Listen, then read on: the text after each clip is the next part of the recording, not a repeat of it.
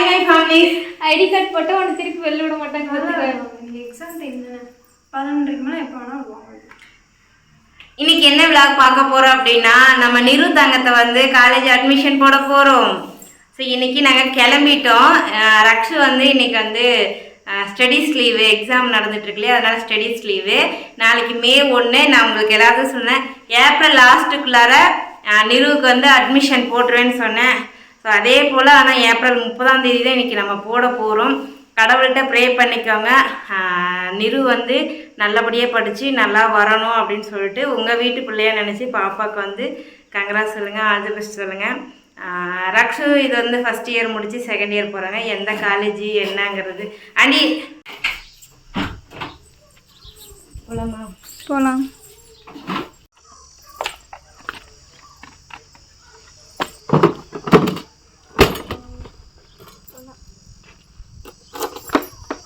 அம்மா பாய் சொல்லு.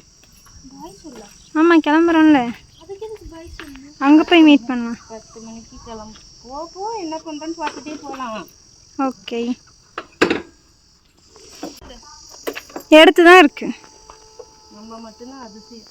ஏன்னா 10 மணிக்கு கிளம்புறேன்ட்டு 10:30க்கு தான் கிளம்புவாங்க. உட்கார். கிளம்பியாச்சு, வண்டியில் போயிட்டுருக்கோம். கிட்ட போய் பார்க்கலாம். ஐயோம்மா இன்னும் சாப்பாடு கொட்டிட்டாங்க.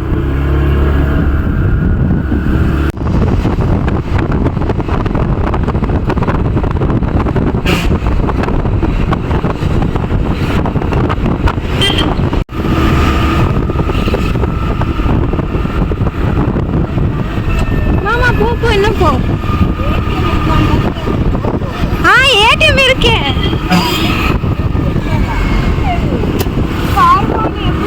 இருக்கு ரூமை வெக்கேட் பண்ணிட்டு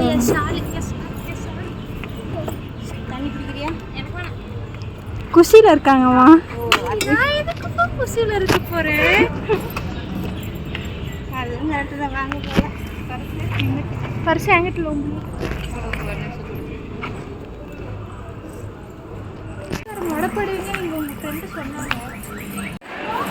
அட்மிஷன் போட்டாச்சு. 2 பேர் பாருங்க எப்படி போகிறாங்கன்ட்டு.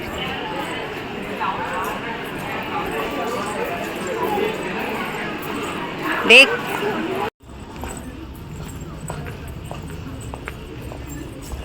மம்ஸ்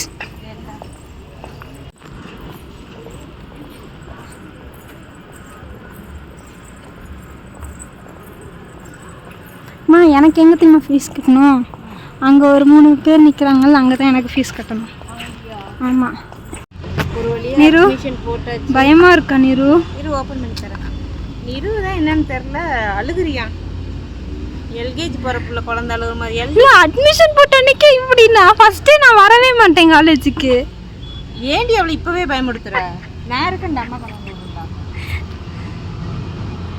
சரி வரேன். அழுகாத வரேன். 2 மாதத்துக்கு அப்புறம் 1 மாதத்துக்கு அப்புறம் என்னெல்லாம் கண்டுக்குதான் வேறு ஒரே மாதம் நானும் தண்ணி குடிக்க மாட்டேனா?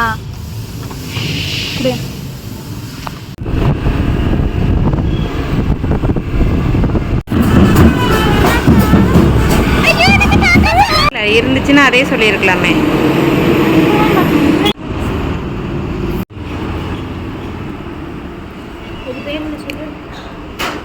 பேர் சொல்லு. Chicken nuggets. Chicken nuggets.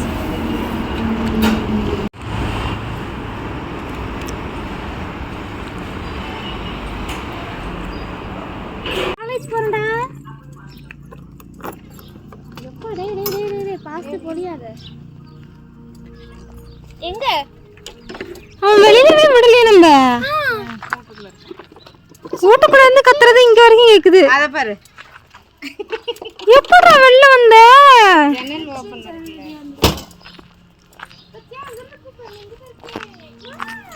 நான் மட்டும் கூப்பிடுறீங்கன்னு கேக்குறேன். பா வா இப்ப இங்க படுக்கறனால இங்க படுத்து கிடக்குது. ஏய் பட்டுவை துரத்தி விட்டுச்சு அந்த நாய். அந்த பட்டு அழகா வந்துச்சு. பட்டுப்பா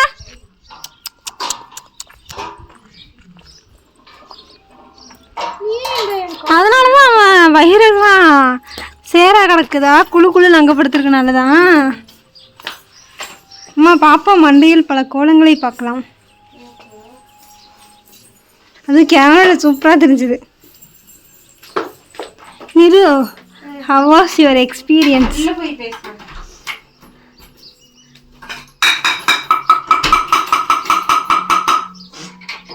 சளி வந்துச்சு. வரும்.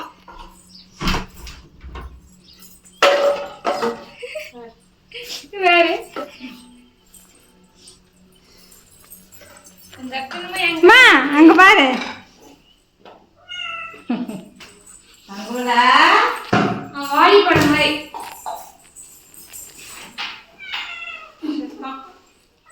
இப்போ மட்டும் வைலன்ஸ் கண்டென்ட் வராதாம்மா? நான் தூக்கி அவனை கொடுமைப்படுத்தினா. சரி பாடிமா. பாப்பா சொல்லு, how was your experience? நீ சொல்லுமா.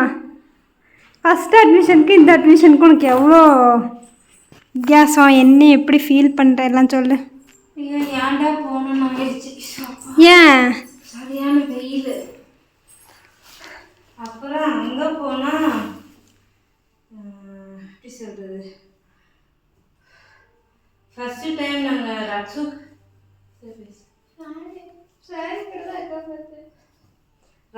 அட்மிஷன் போடும்போது பெட்டர். பட் நிருவுக்கு அட்மிஷன் போடும்போது நம்ம கொஞ்சம் லேட்டாக போயிட்டோம், அதுதான் பிரச்சனை. அது ரெண்டாவது வெயில் வேறு முடியல. அப்புறம் பார்த்தீங்கன்னா போன வருஷத்துக்கு இந்த வருஷம் ஃபீஸ் வந்து ஹையாக இருக்குது. நான் எக்ஸ்பெக்ட் பண்ணவே இல்லை. நிருவுக்கு ரக்ஷுக்கு பார்த்தீங்கன்னா போன வருஷம் அட்மிஷன் ஃபீஸ் 5000 ரூபா, செம்முக்கு 26,000 ரூபா.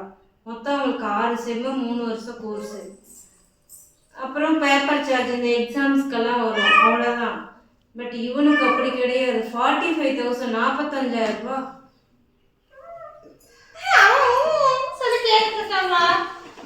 கஷ்டமாக தான் இருக்குது. எப்படி இதெல்லாம் வந்து சமாளிக்க போகிறேன்னு எனக்கு தெரியல.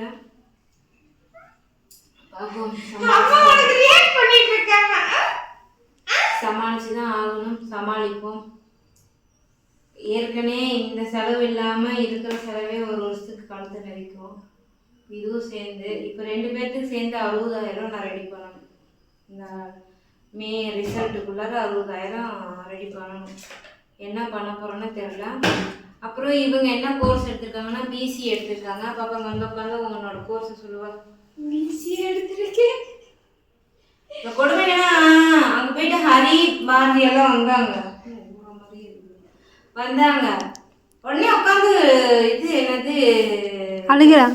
கேண்டீனில் உட்காந்துட்டு ஒரே சினுங்கள். நாங்கள் காலேஜுக்குள்ளார ஃபுல்லாக நாங்கள் வந்து வீடியோஸ் எடுப்போம். போன டைம் பண்ணேன் வீடியோ எடுக்கும் போது இப்படி பண்ணாதீங்க தயவு செஞ்சு. இல்லைனா அது தெரியும், சொல்லு. என்ன தெரியும்? ஸோ அவங்க வந்து போன வருஷம்லாம் பார்த்தீங்கன்னா ஆஃபீஸ் ரூமுக்குள்ளே வந்து நம்ம போட்டிருந்தோம் அட்மிஷன் போடுறதுக்கு. ஆனால் இந்த தடவை வந்து லைப்ரரிக்குள்ளே இருந்தனால எங்களால் பெருசாக வீடியோஸ் உள்ளே எடுக்க முடியல. பட் அதனால் இவங்க செலிப்ரிட்டின்னு சொல்லிட்டு எல்லோரும் வந்து பேசினாங்க. இவங்க வந்து கேண்டீன்குள்ளே போனால் என்ன எத்தனை பேர் நோட் பண்ணாங்களோ இல்லை 20-30 பேர் அட்ட டைமில் திரும்பி பார்த்தாங்க. எனக்கு சிரிப்பு வந்துருச்சு. நான் வேற இந்த பக்கம் அந்த பக்கம் உட்கார்ந்தப்ப எனக்கு தெரிஞ்சிருக்கேன். எனக்கு முதுகு தான் பார்த்துருப்பேன். இந்த பக்கம் போதுங்களோட இந்த டேபிள் அந்த டேபிள் அந்த சைடு இல்லை, நீ எந்த பக்கம் உட்காந்தாலும் எல்லா பக்கமும் இருந்து உன்னை பார்த்தாங்க. அதுவும் இல்லாமல் நீ ஒயிட் ட்ரெஸ் போட்டு பளிச்சுட்டு இருந்தியா? யாரா இந்த வெள்ளை கலர் சட்டை? ஏன்னா என் ஒயிட்டே ஃபுல் ஒயிட்டே யாரும் பார்த்து போட்டிருக்க மாட்டாங்க.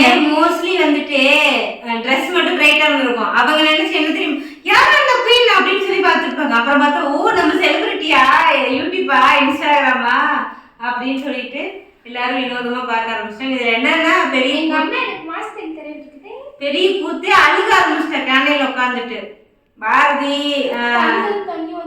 கீழே வந்து ஹரி எல்லாமே இதுக்கெல்லாம் இருக்கு, இதான் உன் பிளாகு, இங்கேதான் நீ வந்து இருக்கணும். 2 HOD டியூட்ரு 3 டியூட்ரு எல்லாம் சொல்லிட்டு இருந்தாங்க. சொல்லி நான் வந்து அல்டிமேட்டே வந்து என்னை கொண்டு போய் எல்கேஜியே சேர்த்திருங்க, நான் காலேஜே வரல, நான் திரும்ப ஸ்கூலே படிக்கிறேன், காலேஜே வேணாம் அப்படின்ட்டு வந்துடுறீங்களா புஸ்குண்டு? பட் உன் கோர்ஸை பற்றி சொல்லுங்க. உனக்கு அங்கே அட்மிஷன் போடுற இடத்துல என்ன சொன்னாங்க? ஒழுங்கா உட்காந்து பதில் சொல்லு. சொல்ல என்ன சொன்னாங்கன்னு. என்ன குரூப்னு அது அங்கேயே இருக்கட்டு வேகுது. என்ன குரூப்னு கேட்டாங்க 11th 12th பயோ சிஎஸ் அப்படின்னா இதை பேசவே நினைச்சு நாங்கள் வாய பார்க்குறோம். பயோ சிஎஸ் அப்படின்னா மேக்ஸ் சிஎஸ்ஆ அப்படின்னாங்க. இல்லை பயாலஜி சிஎஸ் அப்படின்னா. அதுக்கப்புறம் இதில் மேக்ஸ் பேப்பர் வரும் பரவாயில்லையா அப்படி படிச்சிருவியா அப்படின்னு. அதெல்லாம் எடுத்து படிச்சிருவேன் அப்படின்னு. பேசிக் மேக்ஸ் தான் இருக்கும் பரவாயில்ல அப்படின்னாங்க. திருப்பிலாம் டிஸ்கன்டினியூ பண்ணி ஃபுல் ஃபீஸும் கட்டணும் அப்படின்னாங்க. இல்லை நான் எடுத்து படிச்சிருவேன் அப்படின்னு சொல்லி அட்மிஷன் போட்டு வந்துருக்கேன். அங்கே இது அந்த மேம் என்னென்ன சொன்னாங்கன்னு சொல்லு. அந்த மேம் என்ன சொன்னாங்க? வெப் டெவலப்பர் ஆகலாம்.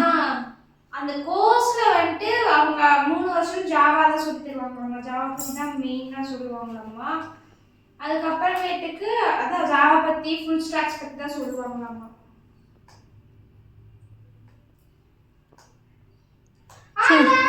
சரி அட்மிஷன் போட்ட எக்ஸ்பீரியன்ஸ் சொல்லு.